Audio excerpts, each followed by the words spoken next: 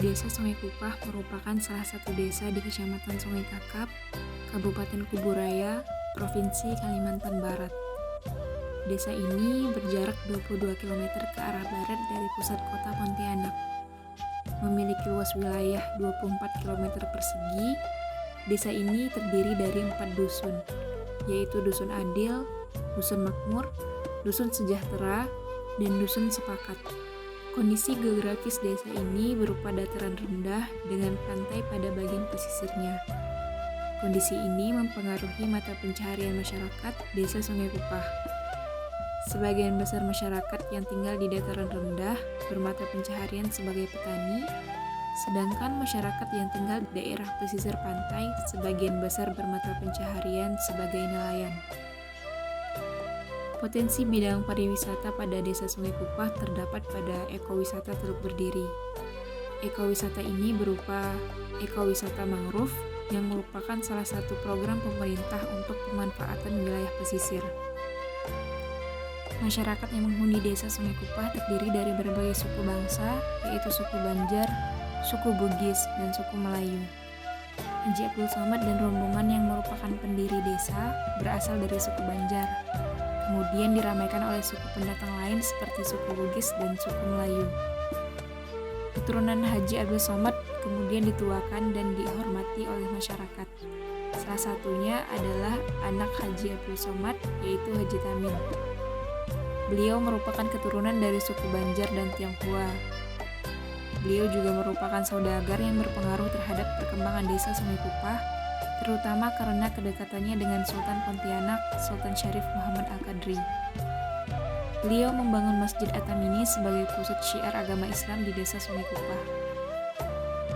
Nama desa Sungai Kupah diberikan oleh Haji Tamin yang terinspirasi dari nama kota di Jazirah Arab. Nama ini kemudian diresmikan secara administrasi pada tahun 2008. Bahasa Melayu dan Bugis umumnya digunakan masyarakat desa sebagai bahasa sehari-hari karena masyarakat yang menghuni desa ini dominan dari suku Melayu dan Bugis.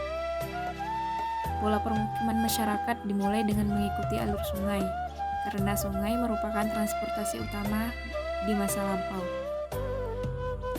Pada masa lampau, bentuk bangunan di desa Sungai Kupah umumnya berupa rumah panggung dengan ketinggian kurang lebih 1 hingga 1,5 meter. Bentuk rumah ini digunakan karena desa Sungai Kupah merupakan wilayah yang terdampak banjir, sehingga bentuk rumah dibuat panggung agar aman dari banjir.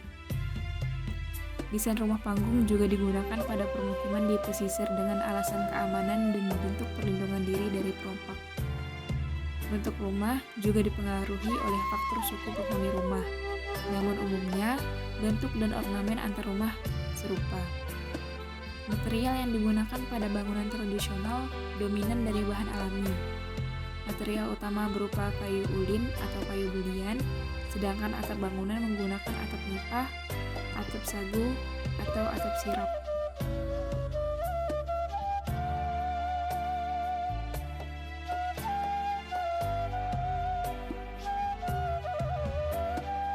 Terima kasih, selamat pagi adik-adik mahasiswa ya.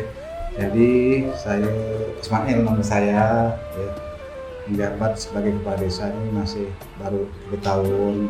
Alhamdulillah saya dibantu beberapa staf berjumlah 11 orang staf ya. Jadi mereka yang membantu kegiatan perjalanan kegiatan yang ada di desa ini. Jadi Kupah ini memang merupakan secara geografis merupakan desa yang pesisir ya, tepatnya bagian utara dari Kecamatan Sungai Kakap ya. Jadi mata pencaharian ini memang dominan perkebunan kelapa ya, dan di pohon kelapa itu juga bisa ditanam padi, bisa ditanam pisang dan sebagainya. Nah, karena wilayah pesisir, sebagiannya itu juga sekitar 70% itu nelayan ya. Jadi nelayan, alhamdulillah. Nah, di sana juga ada kampung nelayan ya, yang viral menjadikan pariwisata, destinasi wisata Kampung Nelayan. Jadi memang dominannya perkebunan, kelapa, nelayan, dan juga ada padi. Nah, ini masih bersifat lokal deh ya. Jadi kalau memang nelayan itu dikonsumsi dan dijual di kota Pontianak dan juga dimakan, dijual di pasar di sini, terutama di pasar Bulutu ya. Kalau kelapa itu untuk sementara ini ya kita jual, warga kita menjual kepada pengumpul. Nggak tahu lah pengumpul ini entah dibawa kemana, bisa juga dibawa barangkali di ekspor atau keluar daerah kan. Tapi maka ini hanya menjual kepada pengumpul gitu kan. Cuma kalau perkebunan ini kan jual kepada pengumpul. Nggak tahu lah pengumpul dah buat aku nggak tahu kan. Karena juga pengumpul itu kan hanya di Menko Pajak dia pemilik kelapa, juga di daerah lain di Besar, Sunite, Rembang kan di banyak-banyak. Barangkali memang dia juga bisa bawa keluar. Itu nggak tahu gitu kan. Yang penting khusus untuk wilayah Sungai Kupa ini kita jual pada pengumpul yang ada di pasar Bulutu atau ke sini. Memang sih tata bangunan ini kan bisa menoprak harga-harga tanah, orang bisa bikin rumah, bikin atau pengembang semacam, tapi kan nggak mau juga kan merubah itu kan, karena memang tata ruang ini kan biasanya kalau wilayah ini diperbarui selama 5 tahun sekali, lihat perkembangan kan, gitu Mari. Kalau kita ini, saya nggak gitu paham ini karena memang kan banyak jenis itu, tapi kita ini kan tanah kita ini lebih mengarah tanah bukan gambut, kita tidak gambut kan, kita tanah rawa dan ada tanah liatnya. Tanah rawa liat kan, atau di Indonesia tidak tahu liat kan, ini tanah rawa dan ada tanah liatnya. Yang jelas tidak gambut. Kita tidak khawatir musim ada kebakaran, tidak mungkin. 10 tahun ini kan tidak perlu ada banjir, cuma air pasang ya dek, pasang turun. Nah, ada apalagi pesisir itu kan dipasang, nanti besar kan, nanti turun lagi. Yang banjir ini kan bukan tahan, satu hari dah turun lagi, pasang mati, banjir, pasang, besar. Tapi musim-musimnya musim bulan 12, bulan 11, nanti bulan 1, nanti dah ke atas lagi, dah besar. Awal mulanya berdirinya Desa Sungai Kupa yaitu dalam kisah salah satu pendirinya di Masjid At-Tamimi Desa Sungai Kupa, yaitu bernama Haji Tamin Haji Abdul Samad. Beliau berasal dari Kota Banjar, Kalimantan Selatan. Jadi memukim di sini kurang lebih perkiraan dia lahir itu 1171 Masehi, sedangkan dia wafat 27 Rajab 1149 Masehi. Jadi awal mulanya beliau sini merantau dari negeri Banjar menuju di Kalimantan Barat, yaitu bertepatannya di kerajaan Pontianak yang semasa itu sudah diduduki oleh Sultan Syarif Muhammad yang sudah berapa generasi dari Masjid Pontianak yang awal mula yang didirikan dari Syarif Abdul Al-Qadri, itu 1171 ya Masehi. Jadi sekitar untuk pembangunan masjid ini sekitar 18 Masehi gitu. Jadi berdirilah di Masjid Tamimi Desa Sungai Kupa. Dengan arti kata kami di masjid ini sama juga masih meraba kapan dia memukim di sini. Tetapi di dalam hikayatnya beliau masih hidup, dia hidup di masa Sultan Syarif Muhammad. Tidak salah itu dia di Sultan Muhammad itu yang sudah ke-8. Jadi kalau Sultan Muhammad dengan beliau ini sangat dekat. Jadi sedekatnya itu dari Sultan Muhammad menyebutnya seperti ayah angkat beliau ini. Karena waktu masa Sultan Muhammad itu masa menjabat, beliau ini ambil adil untuk pembangunan Masjid Kota Pontianak, yaitu tepatannya Masjid Jami Kota Pontianak Sultan Saleh Abdul Rahman. Sampailah dia mewakafkan untuk tempat pengambil air wudhu. Jadi untuk pengambilan air wudhu di Kota Pontianak itu tepatan di Masjid Jami Pontianak yang diawali dari Sultan Syarif Al-Qadri. Dialah yang mewakafkan untuk tempat ambil air wudhu di Masjid Kota Pontianak. Jadi di dalam hikayat beliau hidup ini, dia ini mempunyai 4 istri. Dengan arti kata bukan poligami ramai-ramai gitu. Jadinya masih hidup ini kawin lagi, kawin ini kan. Jadi beliau nikah itu sesudah meninggal atau wafat istrinya. Istrinya ada 4. Jadi istri pertama itu masih kerabat Sultan.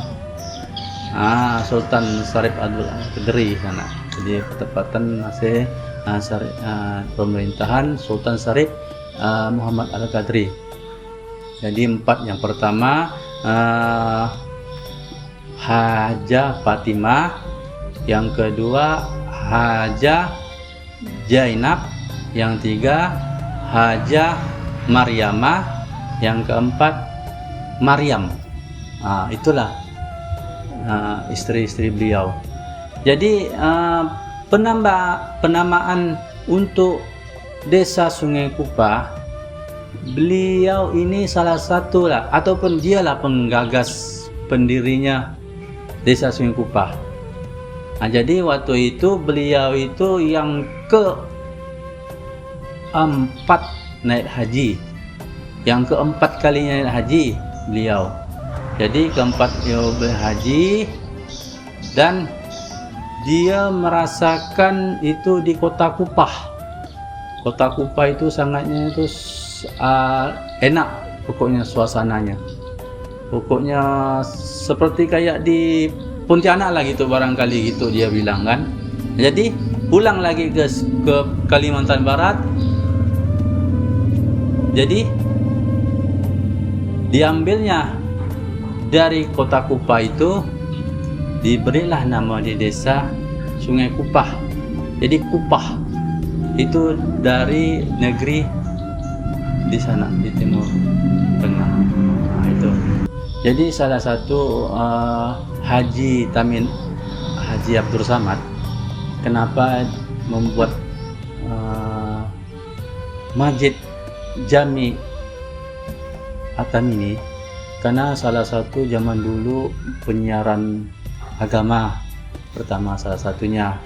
Karena di mana-mana tempat orang mengumpul itu pastilah di tempat yang mana memang untuk tempat beribadah. Yang kedua, untuk pendirian Masjid Jami At-Tamimi Kupah ini, dia muaranya dekat Kuala Sungai Kupah. Ini Kuala Sungai Kupah.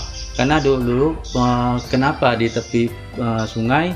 Karena peradaban dulu, karena mayoritas kita yaitu kendaraannya kan di air.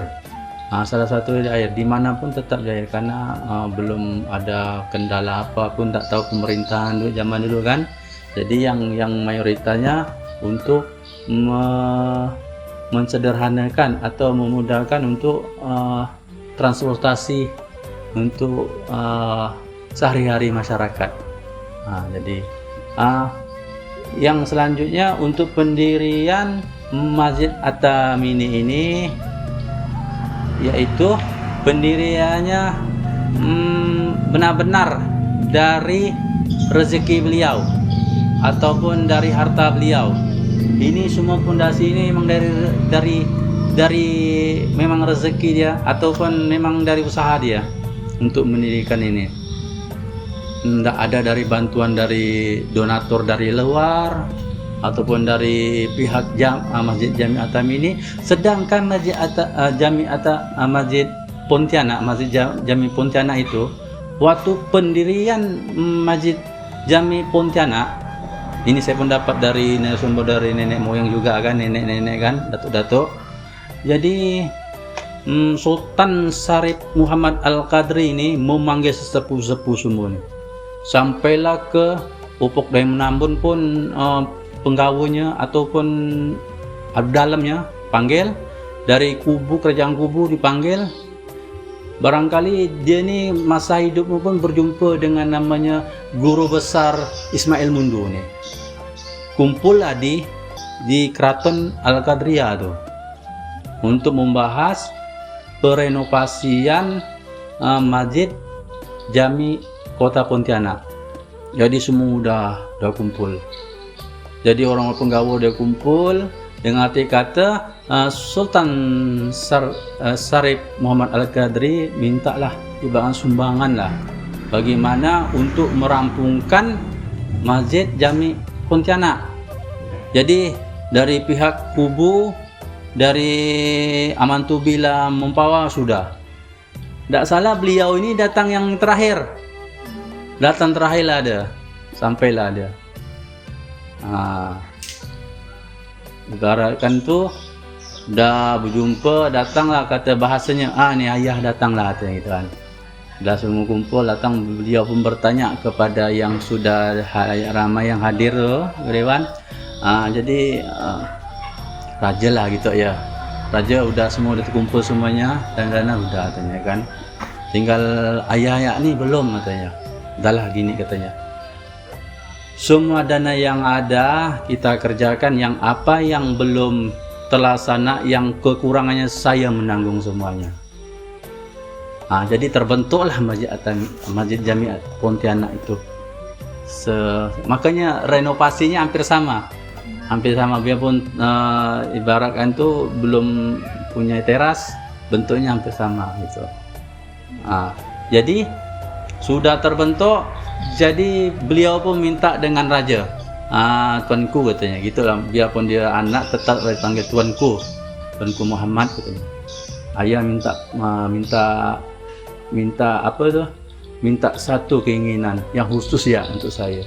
Kalau yang untuk dia nyumbang untuk terjadi untuk pembangunan masjid kan berarti pun dia yang kekurangan dia apa nama tu? Dia menyumbang kan tak nampak. Ibarat tu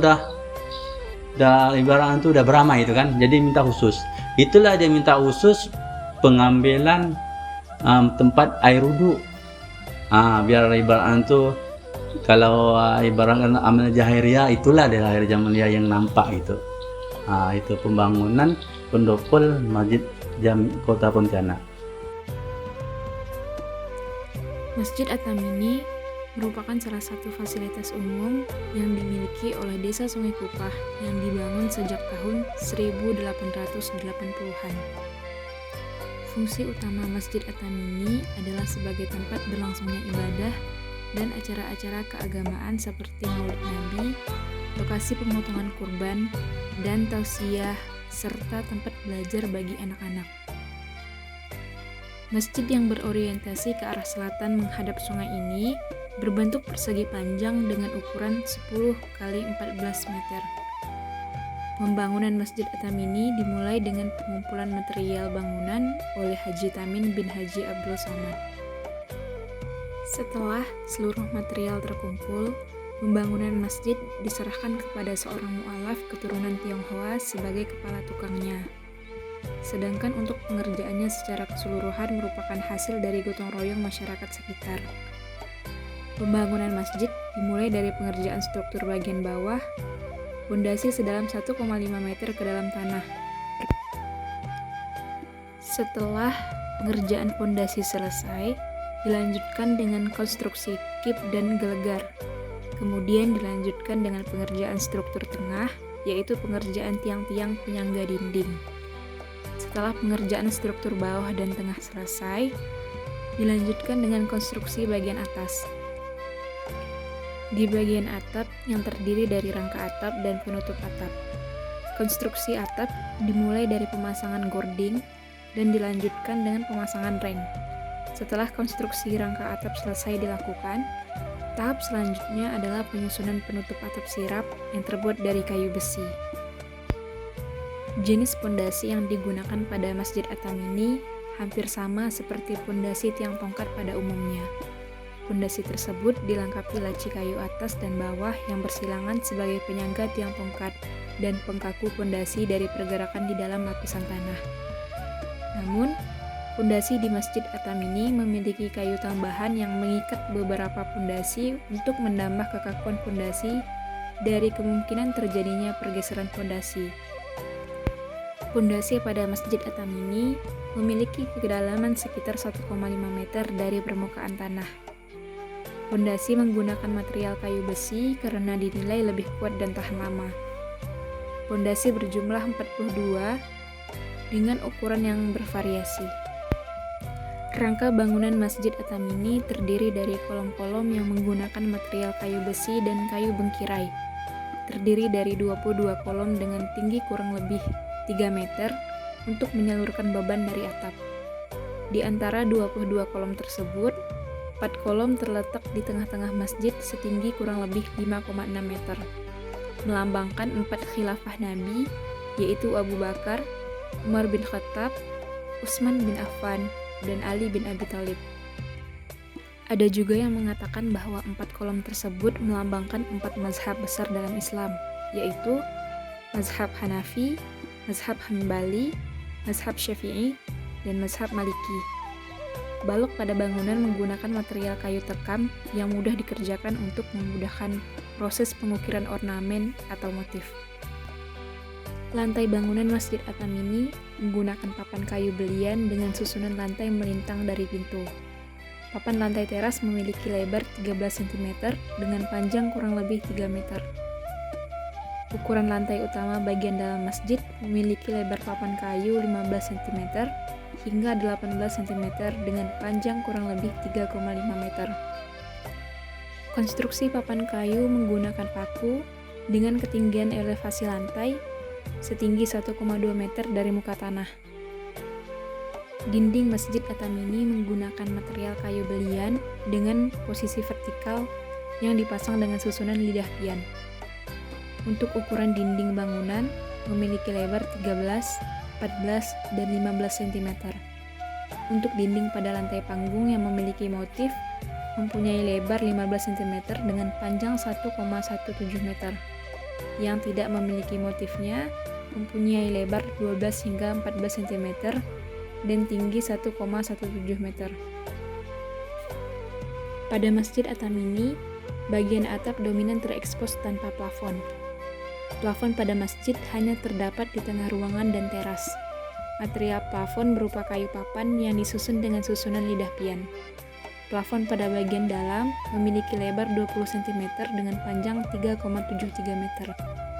Sedangkan pada bagian teras memiliki lebar 12 cm dengan panjang 3,14 meter. Atap pada Masjid At-Tamimi berbentuk limas berundak dengan 2 tingkatan atap. Atap di bagian atas ditopang oleh 4 kolom utama yang terletak di tengah ruangan, sedangkan atap di bagian bawah ditopang oleh 18 kolom lainnya. Bentuk atap di bagian atas menyerupai piramid curam yang memiliki patahan yang curam. Pada atap bagian bawah juga berbentuk piramid, namun lebih landai dari patahan atap pertama. Rangka atap terdiri dari gording berukuran 9 x 5 cm dengan jarak antar gording 55 cm. Di atas kasau terdapat reng berukuran 5 x 4 cm dengan jarak antar reng 15 cm. Bagian penutup atap berupa atap sirap dari kayu besi. Akses menuju Masjid At-Tamimi melalui tangga di pintu utama yang terletak di depan masjid. Tangga yang merupakan akses utama masjid menggunakan material kayu belian yang memiliki 6 buah anak tangga dengan lebar 19 cm dan panjang 1,95 meter hingga 2,22 meter. Masjid Atamini hanya terdiri dari 2 ruangan, yaitu teras dan ruang utama masjid yang terdiri dari 1 ruangan utuh tanpa sekat yang memiliki fungsi utama sebagai tempat sholat.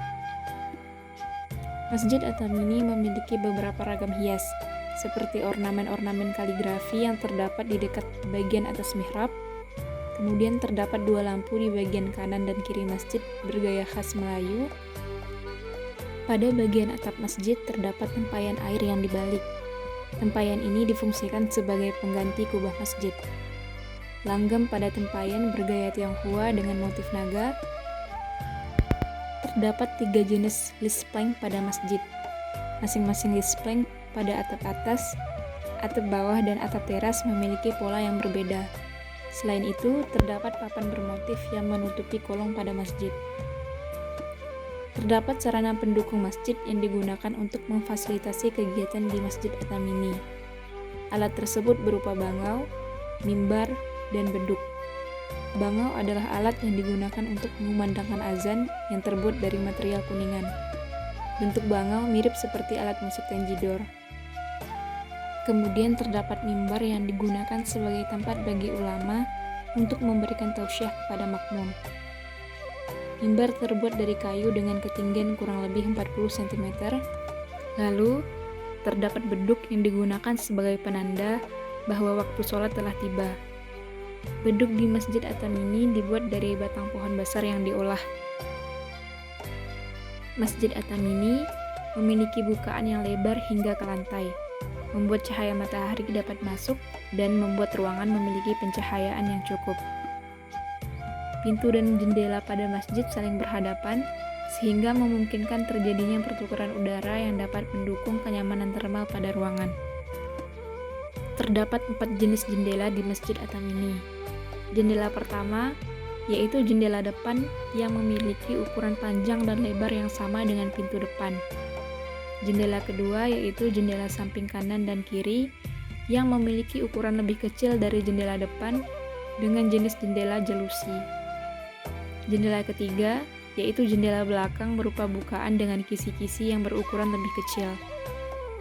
Jendela keempat yaitu jendela atas berupa jendela mati dengan material kaca. Teritisan pada bangunan cukup lebar sehingga memberikan perlindungan visual dari sinar matahari. Terdapat 2 sumber penerangan pada Masjid Atamini di masa lampau. Pada siang hari, penerangan memanfaatkan cahaya matahari yang masuk melalui bukaan pada masjid. Pada malam hari, penerangan memanfaatkan cahaya api dari serongkeng. Namun di zaman sekarang, penerangan pada malam hari menggunakan listrik yang bersumber dari PLN. Sistem utilitas pada masjid memanfaatkan kondisi alami existing. Kebutuhan air bersih untuk berwudu menggunakan air sungai yang berada di depan masjid. Air yang digunakan untuk membersihkan kaki sebelum masuk ke dalam masjid juga menggunakan air sungai yang ditampung di dalam tempayan yang diletakkan di samping tangga masjid. Terdapat jalan lingkungan yang terbuat dari aspal dan beton selebar kurang lebih 4 meter di sekitar masjid.